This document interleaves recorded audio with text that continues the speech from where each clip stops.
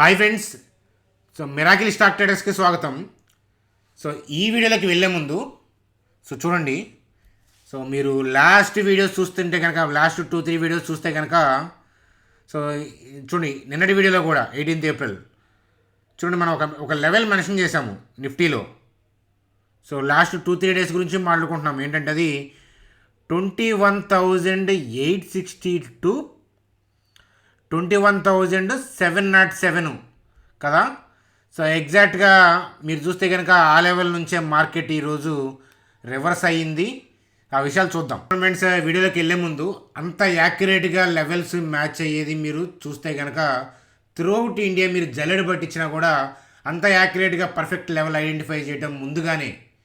So అది ఏంటంటే, so నిన్న మాట్లాడలేదు నేను, 2-3 డేస్ ముందు నుంచే ఆ లెవెల్ దగ్గర చూద్దాము అనే పాయింట్ ఆఫ్ వ్యూలో మాట్లాడాను.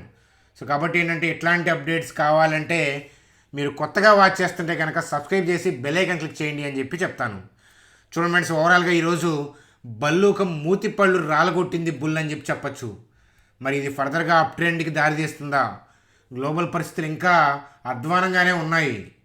మరి అలాగే ఇజ్రాయిల్ వాళ్ళు ఇరాన్ మీద దాడి చేశారంటున్నారు. ఈ న్యూస్ అప్డేట్ ఏంటి? యుఎస్కి సంబంధించిన బాండ్ డీల్స్, క్రూడ్ ఆయిల్, ఇట్లాంటివి థింగ్స్ అన్నీ కూడా చూసుకుంటా మన స్టాక్ మార్కెట్ యొక్క నిఫ్టీ చార్ట్ని, బ్యాంక్ నిఫ్టీ యొక్క గమనాన్ని అంచనా వేసే ప్రయత్నం అనేది చేద్దాం. సో అట్లాగే మరి ఫెడరల్ బ్యాంక్ సంబంధించిన ఇంపార్టెంట్ న్యూస్ అప్డేట్ ఉంది. సో వేరే కంట్రీలో వాళ్ళు బ్రాంచ్ ఓపెన్ చేస్తారంట. ఆ అప్డేట్ ఏంటి? సో ఐటీసీకి సంబంధించిన అప్డేట్ ఉంది. సో అదేంటో చూద్దాం. ఇన్ఫోసిస్కి సంబంధించిన టార్గెట్ అప్డేటు, సో అలాగే ఇన్ఫోసిస్కి సంబంధించిన Q4 రివ్యూ అనాలిసిస్ అనేది చూద్దాం.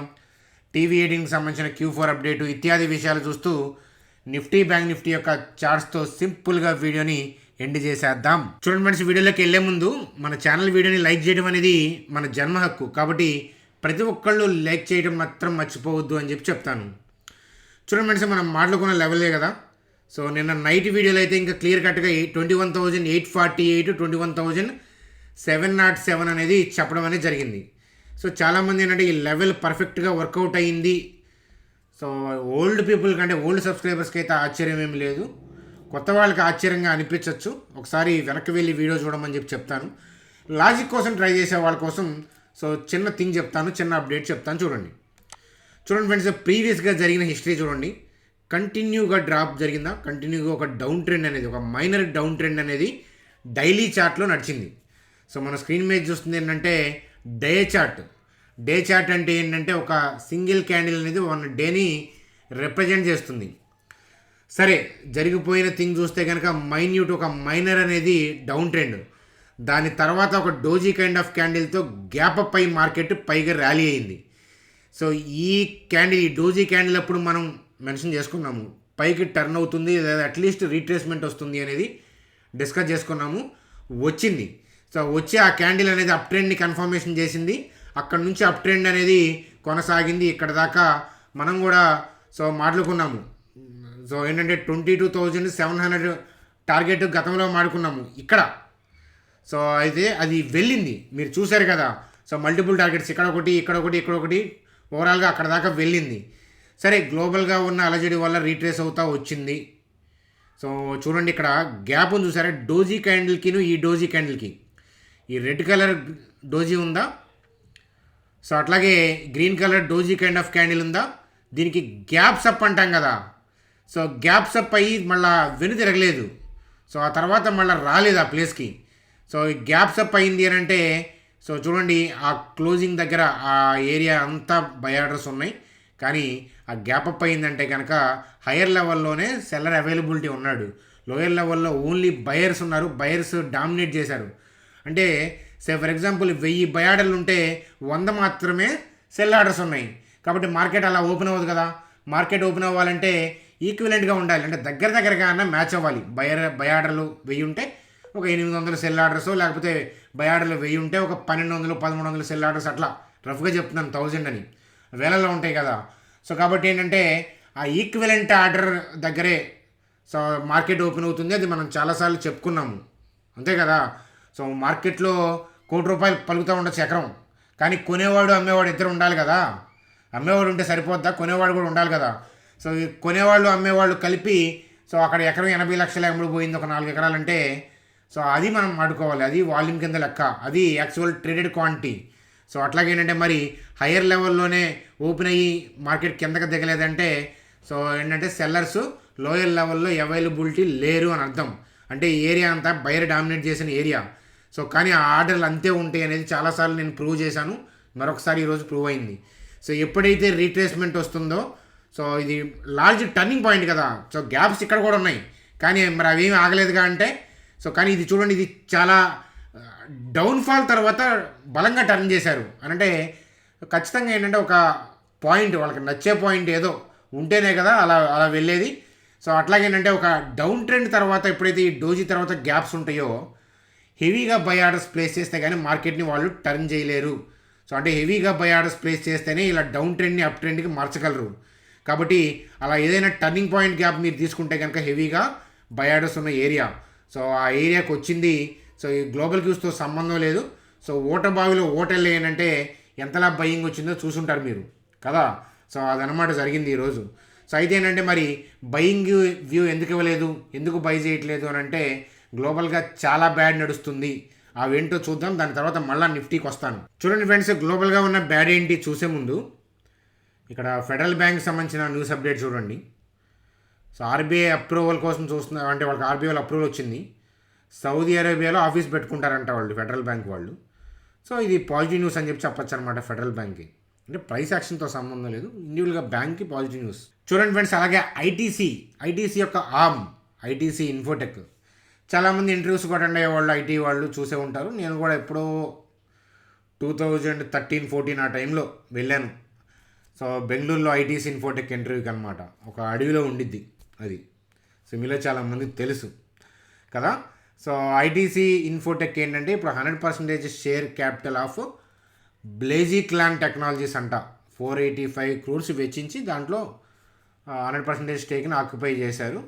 ఇది ఐటీసీకి పాజిటివ్ న్యూస్ అప్డేట్గా చెప్పచ్చు. చూడండి ఫ్రెండ్స్, ఇక్కడ థర్మాయిల్ ఇన్ మిడిల్ ఈస్ట్ అంటే అలజడి కలత. చూడండి, ఇజ్రాయిల్ వాళ్ళ మిసైల్స్ ఏంటంటే ఇరాన్లో ఒక సైట్ని హిట్ చేశాయంట. సో దానివల్ల ఏంటంటే యూఎస్లో 10 years బాండ్ ఈల్డ్ అనేది డౌన్ అయింది 13 basis points. అలాగే 2-year ఈల్డ్ అనేది 10 basis points తగ్గిందనమాట. సో అలాగే ఏంటంటే బ్రెంట్ క్రూడ్ ఆయిల్ అనేది $90 per barrel. సో అదేంటంటే పెరిగింది. ఎందుకని? సో యుద్ధ వాతావరణం, ప్రచ్ఛన్న యుద్ధం లేదా యుద్ధం జరుగుతుంది, స్టార్ట్ అయింది అన్నప్పుడల్లా ఈ క్రూడ్ ఆయిల్ మీద ఇంపాక్ట్ పడుతుంది. ఎందుకంటే యుద్ధానికి ఎక్కువ క్రూడ్ ఆయిల్ కావాలి కాబట్టి ఈ మిడిల్ ఈస్ట్ టెన్షన్ వల్ల క్రూడ్ ఆయిల్ కూడా పెరిగింది. సో అలాగే ఏంటంటే ఇవన్నీ కూడా ఏంటంటే స్టాక్ మార్కెట్కి ఓవరాల్గా నెగిటివే కదా. ఈరోజు ఎందుకు పడలేదు అని అంటే సో మరి ప్రతిరోజు అలా స్టాక్ మార్కెట్ ఏమి నెగిటివ్గా ఏమి రియాక్ట్ అవ్వదు. అలాగే ఏరియా అనేది మనం చూపించింది ఏంటంటే షార్ట్ కవరింగ్ ఏరియా. చూడండి ఫ్రెండ్స్, అక్కడ షార్ట్ కవర్ అయింది కానీ గ్లోబల్గా స్టిల్ అనిశ్చితి ఉంది. కాబట్టి రేపొద్దున మార్కెట్ అంటే రేపంటే నెక్స్ట్ వీక్ మనం మార్కెట్ చూసి అప్పుడు మాత్రమే మనం పైకి ట్రేడ్ తీసుకోవాలంటే అప్పుడు చూడాలి. ఒకవేళ పైకి వెళ్ళే విధంగా ఉన్నా కూడా సో అట్లీస్ట్ ఏంటంటే ఈ గ్రీన్ క్యాండిల్ సగానికి కొడతారు, సగానికి నరుకుతారు. సో ఒక్కసారిగా పైకి వెళ్ళింది కదా, సో ఉలిక్కి పడతారు కదా. చాలామంది ఇన్స్టిట్యూషనల్ ప్లేయర్స్ ఏంటంటే అప్పుడే డిసైడ్ అయ్యి ఉండరు. అందువల్ల ఏంటంటే వాళ్ళ ఆరిజిన్ ఈ గ్రీన్ క్యాండిల్ సగం మొక్క దగ్గర కన్నా తీసుకొచ్చి దాని తర్వాతే పైకి వెళ్తారు. సో కాబట్టి పోదు. కాబట్టి ఏంటంటే వచ్చే వారం మనకు అవకాశం ఉంటుంది. సో తొందరపడాల్సిన అవసరం ఏమీ లేదు అనేది చెప్తాను. ఇది గుర్తుపెట్టుకోండి. నేను సండే వీడియోలో క్లియర్ కట్గా లెవెల్ ఏంటి అనేది డ్రా చేసి చూపిస్తాను మళ్ళీ నిఫ్టీ గురించి. ఇలాంటి అప్డేట్స్ కావాలంటే మన మిరాకిల్ స్టాక్ ట్రేడర్స్కి మీరు సబ్స్క్రైబ్ చేయడమే కాకుండా సో బెల్ ఐకాన్ క్లిక్ చేయడం అనేది మర్చిపోకూడదు. చూడండి ఫ్రెండ్స్, ఇన్ఫోసిస్కి సంబంధించిన Q4 అప్డేట్ నిన్న నైట్ మనం చాణక్యాలో డిస్కస్ చేసుకున్నాం. ఇక్కడ వీళ్ళు ఏం చెప్తున్నారంటే Q4 రిజల్ట్స్ అనేవి ఎస్టిమేట్స్ని మిస్ అయ్యాయి అనే పాయింట్ ఆఫ్ వ్యూ, ఎందుకనంటే రెవెన్యూలో డిక్లైన్ అనే పాయింట్ ఆఫ్ వ్యూలో చెప్తున్నారు. అలాగే ఏంటంటే ఇక్కడ లార్జ్ డీల్స్ విన్ అయినా కూడా ఫైనాన్షియల్ ఇయర్ 25కి వాళ్ళు ఇచ్చిన గైడెన్స్ మనం నిన్న డిస్కస్ చేసుకున్నాం 1-3% మాత్రమే. మరి డీల్స్ ఏమో బాగా వచ్చినాయి కానీ రెవెన్యూ గైడెన్స్ ఏమో తక్కువ ఇచ్చారంటే సో ఏదో సంథింగ్ ఈజ్ కుకింగ్. కాబట్టి ఏంటంటే అందుకని సో జెఫ్రీస్ వాళ్ళు అంత పాజిటివ్గా లేరనమాట దీని మీద. సో అలాగే ఏంటంటే ఈ స్ట్రాంగ్ డీల్స్ వల్ల కమింగ్ ఇయర్స్లో ఎలా వెళ్తుంది, ఫైనాన్షియల్ ఇయర్ 24-27లో earning per share so 9% CAGR చొప్పున పెరగచ్చు అనేది అంచనా వేస్తూ బై అని చెప్పి టార్గెట్ 1630 ఇచ్చారు. కొనమని కాదు, వాళ్ళ వ్యూ అది. కొనుక్కోవాల్సింది ఎప్పుడంటే డిప్స్లో కొనుక్కోవాలి. అలాగే ఇన్ఫోసిస్ యొక్క చార్ట్ చూస్తే ఆశ్చర్యపోతారు మీరు. చూడండి friends, Infosys so last night ఎంతమంది చూసారు Chanakya stock traders video? So Infosys results బాగోకపోయినా ఇక్కడ కింద లెవెల్ ఉంది, ఈ లెవెల్ దగ్గర అబ్జర్వ్ చేయమని చెప్పాను. 1380, 1359 ఇప్పుడు డ్రా చేసింది అయితే కాదు నేను. సో కరెక్ట్గా మీకు చూస్తే ఈ రోజుల్లో సో అంతంది లో 1378 కరెక్ట్గా అదే లెవెల్ 1380, 1359 ఆ లెవెల్ టచ్ అయ్యి ర్యాలీ అయింది. సో ఇన్ఫోసిస్ రిజల్ట్స్ బాగాలేదు, ఏడిఆర్ డౌనే, కానీ వెళ్ళి షార్ట్ సేల్ చేస్తే ఇబ్బంది పడతారనే పాయింట్ ఆఫ్ వ్యూలో మనం ఎప్పుడు మాట్లాడుకుంటాం. అదే జరిగింది, ఎందుకంటే ఇక్కడ లెవెల్ కూడా మ్యాచ్ అయ్యింది. సో అలా అని చెప్పి పైకి వెళ్తుంది అనేది కాదు, మనం మండే దీన్ని చూడాలన్నమాట. ఎందుకంటే ఇక్కడ ఆర్డర్స్ ఉన్నాయి కాబట్టి బై ఆర్డర్స్ షార్ట్స్ కవర్ చేశారు. కవరే చేస్తారా లేదా ఫ్రెష్ బయింగ్ కూడా చేస్తారనేది నెక్స్ట్ వీక్లో తెలుస్తుంది. కాబట్టి నా అంచనా ప్రకారం అయితే మళ్ళా సో షార్ట్స్ కవరింగే మళ్ళీ కిందకి వెళ్ళే అవకాశాలు కనిపిస్తున్నాయి అనమాట. చూడండి ఫ్రెండ్స్, బ్యాంక్ నిఫ్టీ చార్ట్ చూసే ముందు chain smokers May survive for 30 years కానీ F&O ట్రేడర్స్ డైస్ ఉన్నారు. నిజమే కదా అది. చూడండి, నేను ఎప్పుడు చెప్తాను, రాకేష్ జున్వాలా గారి, విజయ్ కేడియా గారు, ఇట్లా పొరింజు, సో వారన్ బఫెట్ గారు, ఇట్లాంటి వాళ్ళ కోడ్స్ చూడండి, వాళ్ళ యొక్క ఇంటర్వ్యూస్ చూడండి.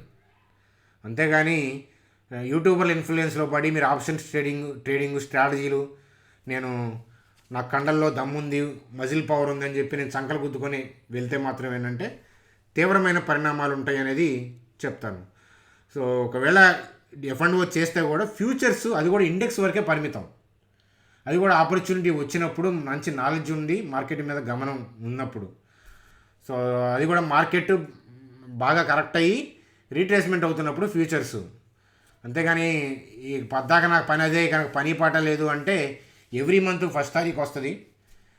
మీరు బ్యాంక్స్కి ఈఎంఐ కడతారో లేదో కానీ స్టాక్ మార్కెట్కి అయితే ఖచ్చితంగా ఆప్షన్ ట్రేడర్స్ మినిమం తక్కువ ఏంటంటే తక్కువలో వాళ్ళ ఇన్కంలో 50% తక్కువ వాళ్ళు ఏంటంటే ఈఎంఐ పే చేస్తారు స్టాక్ మార్కెట్కి. గుర్తుపెట్టుకోండి అని చెప్పి చెప్తాను. అదే స్టేట్మెంట్ అక్కడ. చూడండి ఫ్రెండ్స్, టీవీ 18కి సంబంధించి రెవెన్యూ 65% పెరిగింది. నెట్ ప్రాఫిట్ కాదు, లాస్ పోస్ట్ చేశారు. 247% లాస్ పోస్ట్ చేశారు. ఫుల్ ఇయర్ పాయింట్ ఆఫ్ వ్యూలో కూడా 141% అరౌండ్ లాస్ పోస్ట్ చేశారు. రెవెన్యూ పెరిగింది, సో అలాగే లాస్ పోస్ట్ చేశారు. కారణాలు చూడొచ్చు. మన పోర్ట్ఫోలియోని స్టాక్ కాదు కాబట్టి నేను లోతుగా స్టడీ చేయట్లేదు. చూడండి ఫ్రెండ్స్, బ్యాంక్ నిఫ్టీ గురించి నేను సండే వీడియోలో క్లియర్గా మాట్లాడతాను. సో కాబట్టి రెడీగా ఉండండి. సండే వీడియోని లైక్ చేయడం మర్చిపోవద్దు. ఛానల్ని సబ్స్క్రైబ్ చేశారని నేను ఆశిస్తున్నాను. మీకు ఏదైనా క్వెరీస్ ఉంటే కామెంట్ సెక్షన్లో తెలియజేయండి. Bye friends, good day.